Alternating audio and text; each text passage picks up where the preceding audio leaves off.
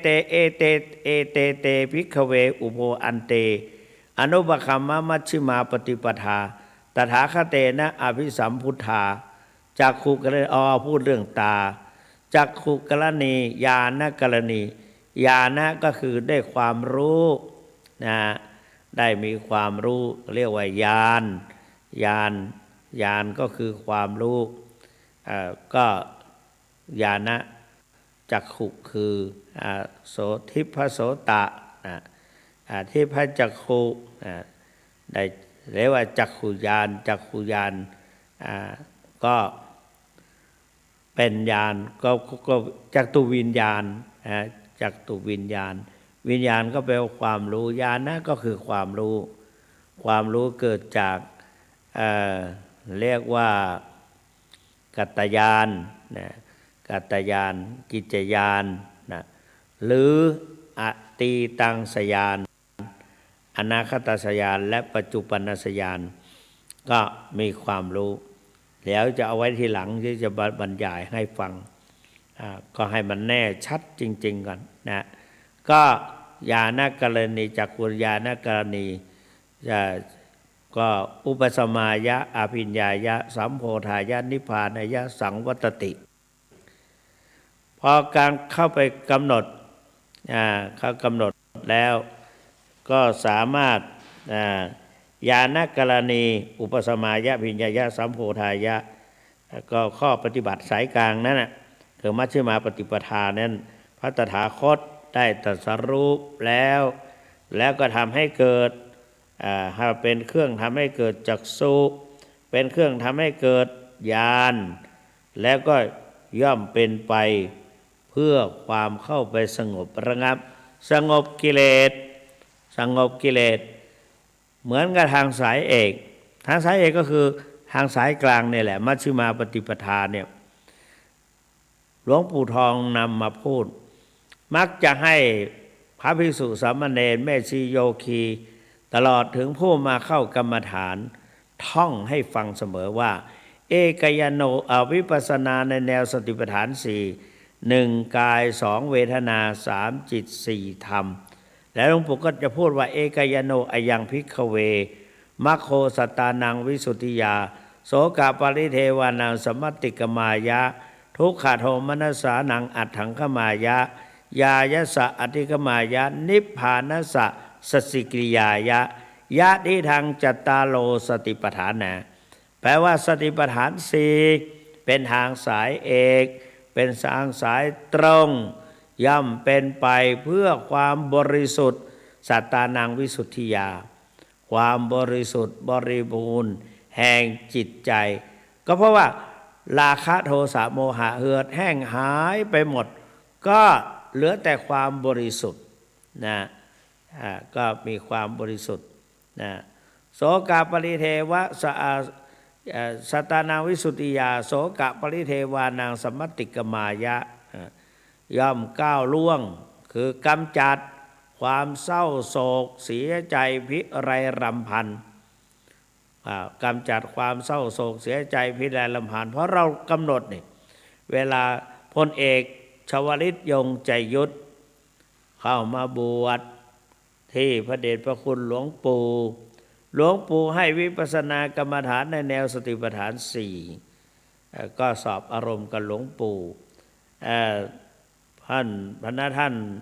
พลเอกตอนนั้นเป็นหลวงพ่อชวลิตยงใจยุทธก็บอกว่ารู้สึกเศร้าเพราะเห็นแม่แล้วก็ท่านบอกว่าไม่ได้รู้สึกว่าเศร้าไงนะหลวงปู่ก็กำหนดว่าเศร้าหนอกำหนดเอาปัจจุบันเศร้าหนอทำให้เกิดปีติเดี๋ยววันต่อไปก็จะเล่าให้ฟังวิปัสสนาในแนวสติปัฏฐาน4พูดแล้วสนุกนะโยมก็ฟังไว้โสกทุกขโทมนัสสานังอัตถังขมายะกำจัดความทุกข์กายทุกข์ใจความทุกข์กายทุกข์ใจมันจะไปทุกข์ได้อย่างไรเพราะว่าเป็นอุปกรณ์เอาวิกฤตมาเป็นโอกาส เอาความอาพาธ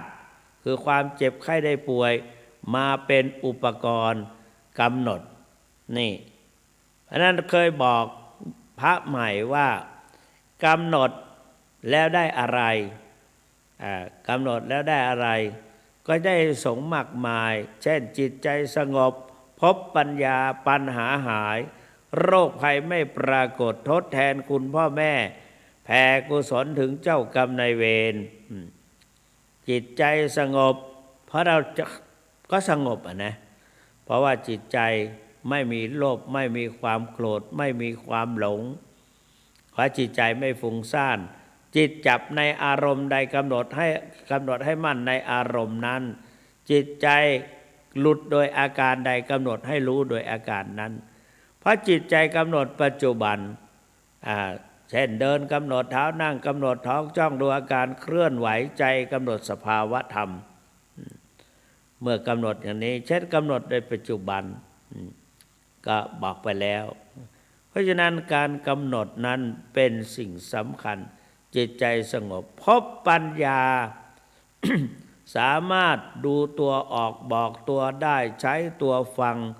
สั่งตัวเป็นเห็นตัวชัดจัดตัวถูกหลายท่าน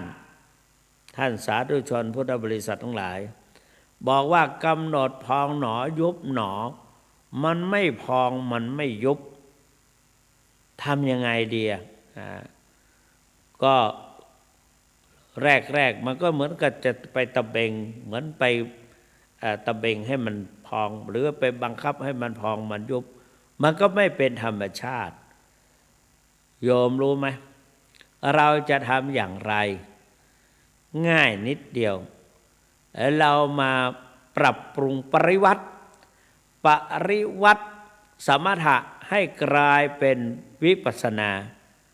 ปริวัติสมถะให้เป็นวิปัสสนาในขณะที่กำหนดปัจจุบัน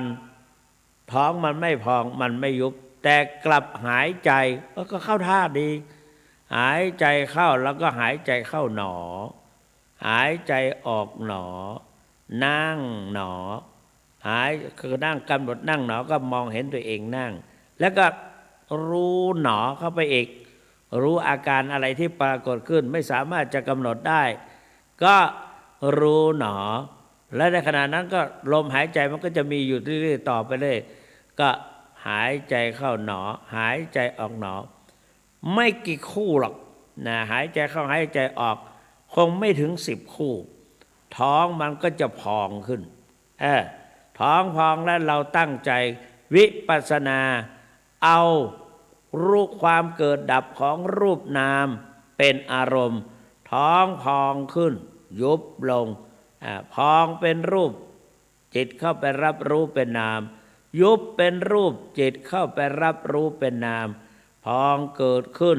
พองตั้งอยู่พองดับไปยุบเกิดขึ้นยุบตั้งอยู่ยุบดับไปก็แสดงว่าเกิดขึ้นตั้งอยู่ดับไปเกิดอนิจจังทุกขังอนัตตานี่เห็นไหม ก็เกิดขึ้นแล้วก็กำหนดเสร็จเรียบร้อยแล้วก็เราก็กำหนดหายใจเข้าหายใจเข้าหนอหายใจออกหนอนั่งหนอรู้หนอมันพองขึ้นแล้วก็พองหนอ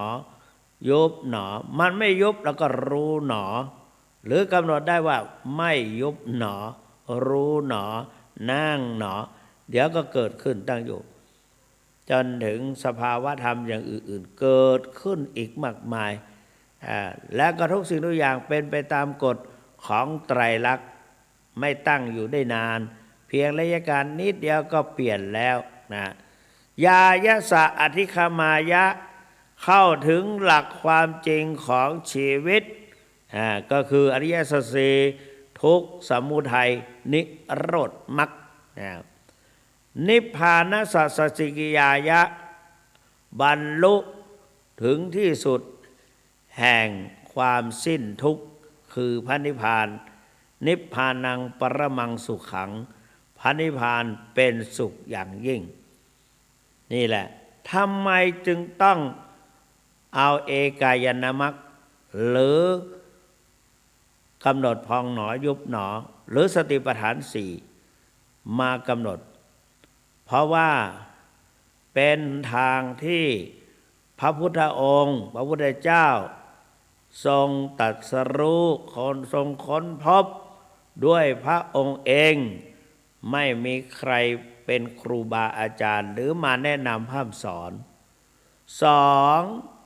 มีสอนเฉพาะในทางพระพุทธศาสนาเท่านั้นข้อนี้ข้อที่สามฟังให้ดีข้อที่สามต้องปฏิบัติด้วยตนเองจะไปปฏิบัติแทนคนอื่นก็ไม่ได้หรือจะให้คนอื่นมาปฏิบัติแทนตัวเราก็ไม่ได้เพราะเราจะต้องปฏิบัติด้วยตนเองประการที่สี่เป็นหนทางสายตรงสายเดียวเป็นหนทางสายเดียวสายตรงไม่ใช่ทางสองแพร่งและประการที่ห้าประการที่ห้าจุดมุ่งหมายคือพุทธประสงค์พระเจ้าทรงพุทธประสงค์ก็เพื่อบรรลุมรรคผลนิพพานเท่านั้นอันนั้นจึงชื่อว่าเอกายนมรรคหรือทางสายเอกเอกนั่นก็คือเอกะทางสายเดียวนั่นแหละแต่ว่ามาพูดว่าทางสายเอกเพราะอ่านตามภาษาไทยว่าเอกถ้าเป็นภาษาบาลีก็เอกะแปลว่าหนึ่งเป็นว่าหนึ่งแปลว่าอันเดียวเส้นเดียวสายเดียวสายเดียวเพราะนั้นในวันนี้ก็จึงพูดที่ไหนละมาพูดถึงอริยสัจสี่หรือว่ากรรมฐานในตามธรรมจักรปวัตตนสูตรที่เล่ามาก็มาตรงกับได้โอกาสมาพบกับวิปัสสนาแนวสติปัฏฐานสี่พอพูดไปถึงตอนนี้ก็ท่านสาธุชนทั้งหลายมีหลายคนเกิดความสงสัยปฏิบัติแล้วจะได้อะไรปฏิบัติแล้วจะได้อะไรหลวงปู่ทองบอกโยมเสมอและแนะนำให้พระฟังบ่อยๆเป็นประจำกันนะแล้วกันคือหนึ่งได้สติคนเราทั้งหลายสติน่าเป็นสิ่งสำคัญเขาเขียนเป็นภาษาไทยได้ใจความว่าสติมาปัญญาเกิดสติเตลิดจะเกิดปัญหาสติมาปัญหาหายสติตายโชคร้ายแน่นอนสติดีจะมีสตางค์สติเหินห่างสตางค์ไม่มีเพราะฉะนั้นต้องมีสติอยู่กับตัวแล้วจะกลัวอะไรมีสติเพราะนั้นสติก็คืออะไรสติปัฏฐานสี่กายเวทนาจิตธรรมกายเวทนาจิตธรรมโดยการกำหนดอยู่เสมอนะอยู่กันมานั่งตรงไหนก็กำหนดสมัยหนึ่งประมาณพ.ศ. 536-37จนถึง40ประมาณนี้แหละ ตอนนั้นคณะสงฆ์จังหวัดเชียงใหม่ก็ในกลางพรรษาก็มีการบรรพชาอุปสมบทพนวกะแล้วก็สอนธรรมะพระสงฆ์เถระทั้งหลายจะมีพระเดชพระคุณหลวงพ่อเจ้าคุณพระธรรมดิโรกต่อมาก็เป็นหลวงพ่อพระพุทธพจน์พุทธวจนะวราพรวัดเจดีย์หลวงให้วิชาการไพเราะเพราะพริ้งสอนให้แล้วก็ฝ่ายปฏิบัติก็หลวงพ่อทองสอนวิปัสสนาในแนวสติปัฏฐานสี่ส่วนพระหนุ่มเช่นเจ้าคุณสุวรรณเมธีก็สอนพุทธประวัติแล้วก็อีกหลายๆองค์เจ้าคุณภาวนาธรรมภิรัตน์ ในสมัยนั้นก็สอนปฏิบัติเพิ่มเติมเสริม แล้วก็สอนวินัยด้วยธรรมะด้วยธรรมะก็ธรรมะส่วนกลางนั้นก็หลวงพ่อพระพุทธวจนะวราพรณ์แล้วก็เราก็อบรมเชิญผู้ทรงคุณวุฒิวัยวุฒินะแล้วก็มาปาฐกถาธรรมมาบรรยายนะมาบรรยายแล้วก็เราก็มาอภิปรายธรรมะกันก็อย่างเนี้ยทำอย่างนี้ก็ให้ความรู้ความเข้าใจแก่พระนวากะแล้วก็สอบมีการสอบนี่แล้วก็แนะนำอย่างนี้สมัยก่อนที่พูดทำไมพูดขึ้นมาลอยๆอย่างนี้ก็ในขณะนั้นมีอธิกรณ์เรื่องราวเกิดขึ้นกับพระเป็นที่โด่งดังแล้วก็พระเถระทั้งหลายซึ่งได้ให้การสนับสนุนไปในการอบรมพระนวากะก็ไปนั่งชุมนุมกันไม่ได้ชุมนุมกันไงล่ะก็นั่งเก้าอี้โซฟาบ้างแล้วก็คุยกันในขณะนั้นก็คุยกันเพลินๆก็มียุคสมีเจี๊ยบแล้วก็คนนั้นคนนี้แล้วก็เล่ากันไปปรากฏว่าหลวงปู่ทองนั่งเงียบมองดูในภายนอกก็คือหลับก็มีคนแย่เจ้าคุณสุวรรณเมธีว่ามาหาเนี่ยดูเจ้านายตนเองทีวัดแสนฝาง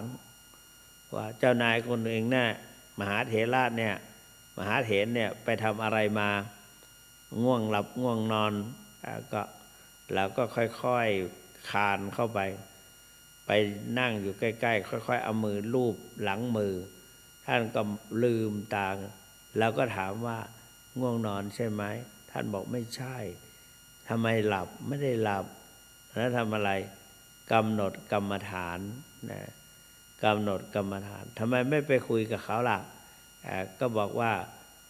เขาเล่นวิพากษ์วิจารณ์คนนั้นคนนี้กลัวเป็นวจีกรรมถ้าหากว่ามันไม่ใช่เรื่องจริงแต่เพียงแต่ข่าวขึ้นมาอย่างนี้มันอาจจะไม่จริงก็ได้อาจจะจริงก็ได้เพราะฉะนั้นกลัวเป็นวจีกรรมกรรมุนาวัตติโลโกสัตว์โลกย่อมเป็นไปตามกรรม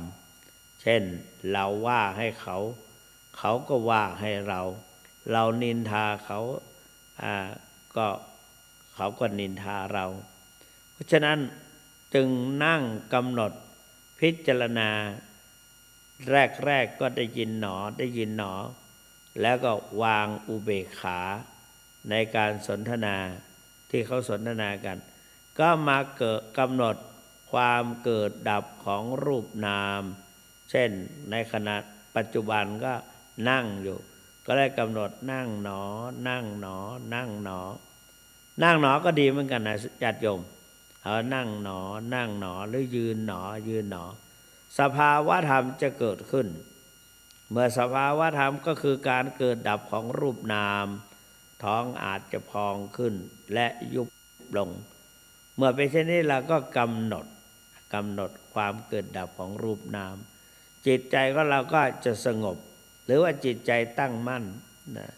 จิตใจตั้งมั่นในขณะที่ทำนั้นเราก็เป็นจิตใจตั้งมั่นขยันหมั่นเดิน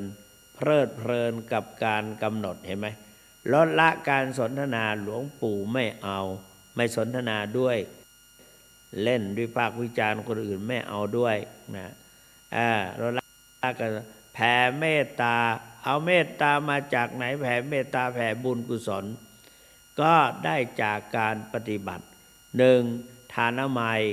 บุญสำเร็จจากการบริจาคทานสองศีลไมยบุญสำเร็จเกิดจากการรักษาศีลสามภาวนาไมยบุญสำเร็จเกิดจากการภาวนาเห็นไหมภาวนานี่ก็เป็นบุญนั่งเฉยๆก็ได้บุญถ้ารู้จักเอารับเอาบุญหรือทำให้บุญเกิดขึ้นในจิตใจของเราอย่างญาติโยมกำลังฟังในขณะนี้ บุญฟังเข้าทางหู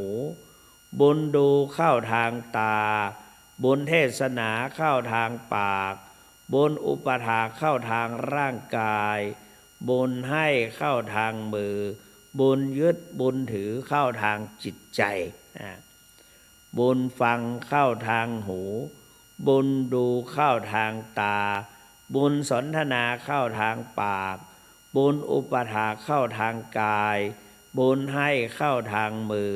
บุญยึดบุญถือเข้าทางจิตใจแล้วบุญนั่นคืออะไรเนี่ยครูบาวัดพระพุทธบาทตากผ้าท่านชอบแปลเป็นภาษายองท่านพูดว่าคำว่าบุญแปลว่าชำระคือชำระกายวาจาใจของเราให้บริสุทธิ์สะอาดแปลว่าเต็มคือใจเต็มเปี่ยมไปด้วยคุณงามความดีแปลว่าพร้อมคือใจเต็มพร้อมที่จะบำเพ็ญประโยชน์โสธิผลแก่ตนเองและเพื่อแผ่แก่คนอื่นบุญเพราะนั้นท่านยังพูดอีกว่าเวลาจะทำบุญสุนทานอะไรที่ไหนก็ดีอย่าโมโหอย่าทะเลาะเบาะแว้งอย่าทำให้กิเลสเกิดเกี่ยวกับการทำบุญสุนทานนี้ต้องให้ทานด้วยความบริสุทธิ์ด้วยปัญญาต้องให้มีศรัทธาประกอบด้วยความรู้ที่เรียกว่าศรัทธาญาณสัมปยุตความมีศรัทธาประกอบด้วยปัญญาอันบริสุทธิ์แล้วให้ทานเมื่อได้ทำบุญสุนทานแล้วก็อย่าได้ปรารถนาเอาโจกเอาลาภอย่างนั่นอย่างนี้ซึ่งเป็นเรื่องเกี่ยวข้องกับตัณหาและบัดตรงกับความประสงค์ในทางพระพุทธศาสนาถ้าจักปรารถนาแล้วก็จงปรารถนาเอาแต่เพียงพันนิพพานสิ่งเดียวเท่านั้นนั่นแหละจึงจะเป็นการดีเพราะฉะนั้น เราท่านทั้งหลายเวลาทำบุญสุนทานก่อนจะหยาดน้ำยังกินจิเราก็อิตังตานะกัมมังนิปปานะปัจจัยโยโหตุโนนิจังอิตังตานะกัมมังการถือทานการให้ทานทำบุญสุนทานนี้นิพพานะปัจจโยโหตุโนนิจังขอเป็นจงเป็นไปเพื่อพันนิพพานเพื่อเป็นไปเพื่อนิพพานโหตุโนนิจังเป็นนิเถิดอิทังศีลกัมมังนิพพานะปัจจโยโหตุเมนิจังการรักษาศีลนี้ขอจงเป็นปัจจัยให้ได้บรรลุมรรคผลนิพพานในอนาคตการต่อไปในการข้างหน้าอิทังภาวนากัมมังนิพพานะปัจจโยโหตุเมนิจังเวลาบำเพ็ญบุญบำเพ็ญกุศลว่านั่งสมาธิภาวนาก็เพื่อให้บรรลุมรรคผลนิพพานนี่แหละบุญหลวงปู่ได้แนะนำพร่ำสอนหลายๆหลวงปู่ท่านก็สอนไปหลายอย่างปุญญานิปรโลกัสสมิงบุญเป็นที่พึ่งของสัตว์โลกทั้งหลายผู้ไปสู่ปรโลก เพราะว่าในปรโลกนั้นไม่มีการค้าขายไม่มีการไม่มีเกษตรกรรมไม่มีการทำไร่ไถนาการเกษตรไม่มีพาณิชยกรรมไม่มีร้านค้าที่จะขายจำแนกแจกให้เราซื้อจำหน่ายได้ประการที่ไม่มีการเรียกว่าการธนาคารแลกเปลี่ยน การแลกเปลี่ยนด้วยรูปียะก็ไม่มีแลกการค้ากันไม่มีตลาดหุ้นไม่มีการอะไรต่างๆไม่มีการแปลจะนำนั้นมาขายดำนี้มาขายกลายเป็นเงินไม่มีเพราะฉะนั้นอยู่ที่บุญกุศลนั่นแหละบุญกุศลจะติดตามตัวตามเราไปทุกภพทุกชาติเขาเขียนเป็นกลอนว่าบุญเป็นเงาเฝ้าตามติดบุญเป็นมิตรในทุกที่คอยช่วยเหลือเอื้ออารีห่างราคีปลอดโพยภัยบุญพิทักษ์บุญรักษาบุญนำพาพบสุขสดใสเมื่อชีพลับดับจิตตายบุญส่งให้วิวัฒน์สวัสดีอันนั้นนี่ก็คือบุญนะพูดไปก็ไปถึงบุญจนได้ท่านสาธุชนทั้งหลายฟังนี่ก็ฟังเอาบุญฟังเอาความรู้ฟังเอาไปเป็นหลักการปฏิบัติฟังพอเอาเป็นอุปนิสัยฟังแล้วอุทิศส่วนบุญให้แก่ผู้วายชนสาธุชนคนดีทั้งหลายการนั่งสมาธิภาวนาแล้วก็อุทิศส่วนบุญไปให้แก่พ่อแม่ของเราพ่อของใครพ่อแม่ของใครของมันนั่นแหละก็อุทิศส่วนบุญไปให้0817830215วันนี้ไม่ทราบว่าวัดฝายหินต่อเขาเรียกว่าอะไรส่งกระแสกระจายลงในวิทยุหรือเปล่าถ้ามีก็โยมโทรเข้ามาด้วยโทรเข้าหาท่านเจ้าคุณพระสุวรรณเมธี0817830215มีไหมเข้าไป45 วินาทีแล้วนะสงสัยจะไม่มีอาจารย์วิสุวัตคงไม่ต่อสายมั้งนะ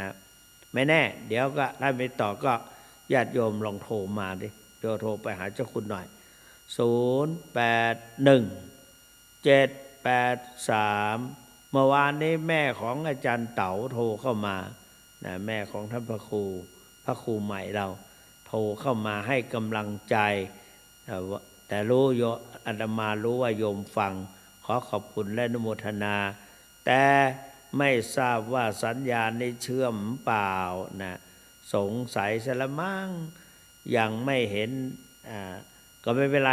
นะก็เป็นการฝึกซ้อมมาจริงๆด้วย767นะ7767เจริญพรได้ยินเนาะวันนี้เนาะขอบคุณอาจารย์วิสุวัตมากนะพระครูสมุวิสุวัตขอบคุณมากนั่นน่ะวันนี้ถ้าเจ้าคุณว่าชัดเจนดิขอบคุณเจ้านักนะแม่เนอนะ0817830215สายจากต่อมาเข้ามาเลย0817830215 2ข้อความไม่ได้รับ3ข้อความ0817830215นี่เข้ามาแล้วเจริญพรจะได้เสียงชัดดีกว่าจะอันนี้โทรมาจากไหนเนี่ยจากวัดป่าแดงพระเดชพระคุณหลวงพ่อพระครูอย่างการัตนสุตสุนทรเนาะนั่นน่ะตุปี้ของท่านเจ้าคุณนะเนี่ยขอบคุณเจ้านักนะแม่เด้อ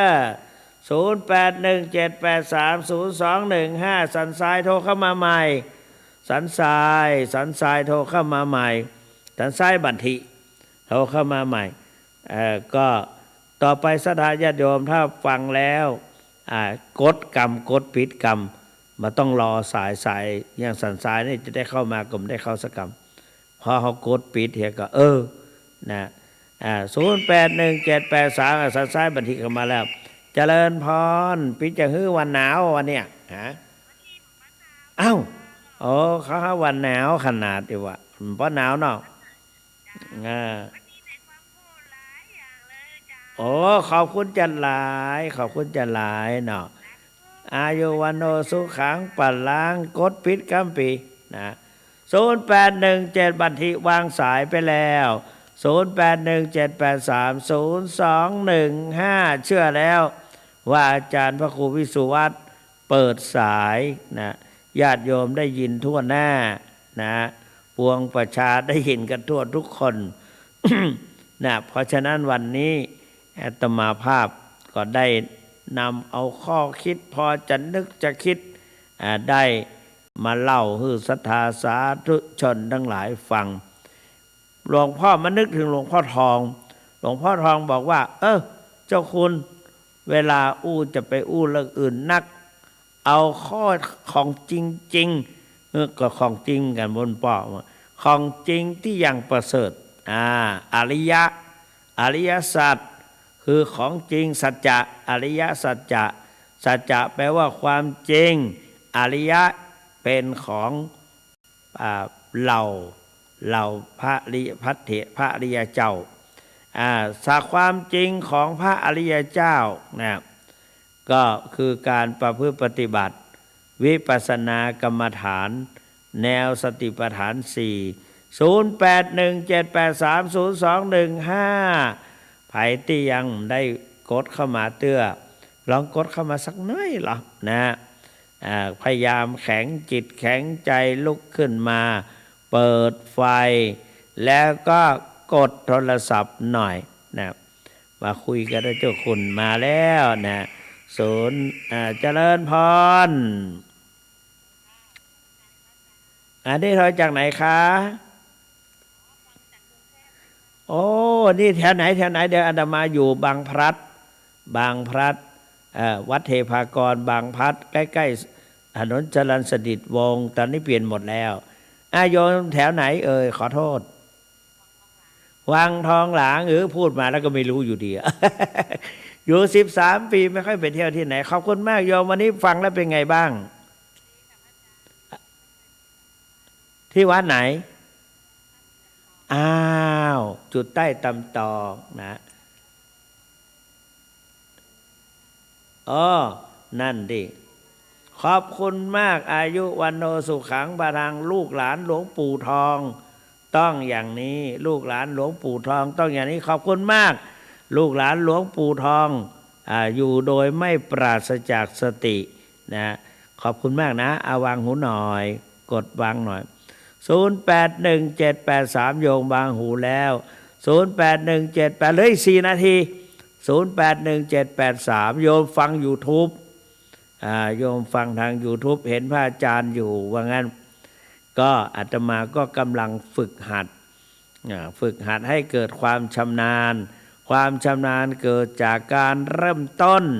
และทำบ่อยๆความชำนาญเกิดจากการเริ่มต้นและทำบ่อยๆท่านสาธุชนทั้งหลาย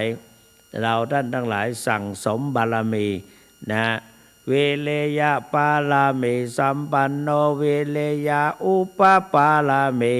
สัมปันโนเวเลยะปาลามาตาปาลามิสัมปันโนโดยมีความอดทนขันติปาลามิสัมปันโนขันติอุปปาลามิสัมปันโนขันติปาลามาทาปาลามิสัมปันโนต้องมีสัจจะต่อตนเองสัจจะปาลามิสัมปันโนสัจจะอุปปาลามิสัมปันโนสัจจะปาลามาทาปาลามิสัมปันโนปฏิบัติไปปฏิบัติก็จะเกิดปัญญา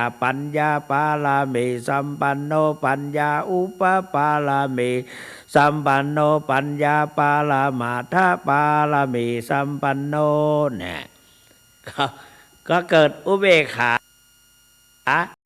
เมตตาก็จะเกิดเมตตาต่อสรรพสัตว์ทั้งหลายเมตตาปาลามิสัมปันโนเมตตาอุปปาลามิสัมปันโนเมตตาปาลามาทาปาลามิสัมปันโนก็จะเกิดอธิษฐานขึ้นมาอีกอาเดทานาปาลามิสัมปันโนอาเดทานาอุปปาลามิสัมปันโนอาเดทานาปาลามาทาปาลามิสัมปันโนจนวางอุเบกขา อุเปกขาปารามิสัมปันโนอุเปกขาอุปปารามิสัมปันโนอุเปกขาปารามาทปารามิสัมปันโนจนได้ถึงที่สุด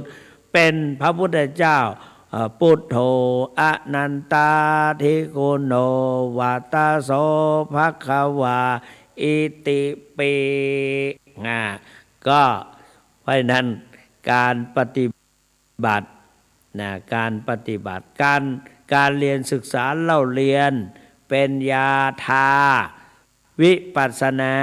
เป็นยากินสวดมนต์เป็นยาทาวิปัสสนาเป็นยากินเพราะฉะนั้นทุกคนมีโรคใจโรคโลภะโทสะโมหะแต่ถ้าเราใช้วิปัสสนาเป็นยากินโลภะโทสะโมหะจะเหือดแห้งหายไปได้โดยอัตโนมัติเราก็จะพบกับทางวิสุทธิคือความหมดจดและก็อาจจะได้บรรลุมรรคผลนิพพานเป็นปริโยสารขออำนาจคุณพระศรีรัตนตรัยกุศลพลบุญปกปักพิทักษ์รักษาทุกท่านให้แคล้วคลาดจากพยันตรายภัยพิบัติพบแต่ความสุขสวัสดิ์พิพัฒนมงคลสมบูรณ์พูนผลดังที่ตนตั้งไว้ทุกประการเทินขอเจริญพร